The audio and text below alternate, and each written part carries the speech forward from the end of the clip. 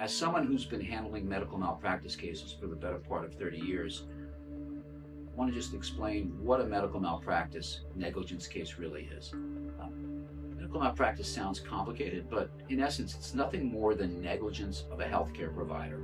The healthcare provider could be a hospital, it could be a doctor, it could be a nurse, it could be a physical therapist. Just about any specialty that you as a patient might go to for some sort of medical care can result in that care being of a quality that did not meet what's called the standard of care.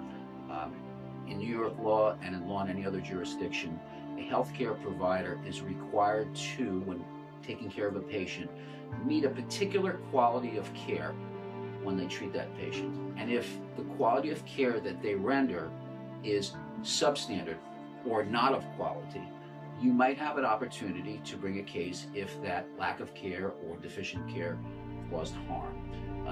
One of the difficult things about medical malpractice cases is you have to have some result that made a difference. What I mean by that is you need to have a negligent act that made a difference in the outcome. So what that means, in order to have a successful medical malpractice case, you can't just have the mistake, you have to have that the mistake led to a poor outcome.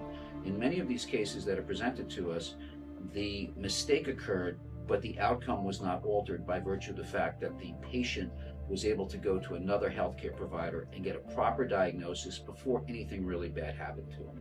In order to be a successful medical malpractice attorney, you need to be able to understand the medicine. You almost need to be able to understand the medicine in some way better than the doctors or the healthcare providers who are rendering the medical care at the time of the negligence. So what I started to do was I would get a medical record.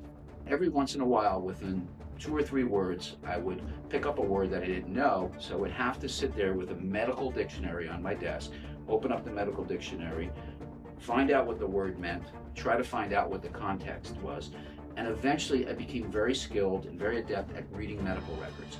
When you're considering what firm or what attorney to pursue your medical malpractice case, you want to find someone who has learned the medicine or can learn the medicine or has had experience in other cases with medical terms, medical conditions like yours, where they can essentially sit down and talk to you in a way that you actually think they're the doctor. I often say to some people that I could probably put a white coat on and a stethoscope, perform a physical examination of you, and I would be able to convince you that I'm a doctor. So I think that's really important in choosing the best attorney for your medical malpractice case. Find someone who has the experience, and not only that, find someone who can relate to what you're going through. If you are looking for an attorney who cares about his clients and puts the necessary effort to prepare for his cases, contact Edward Ruffo for a free consultation today.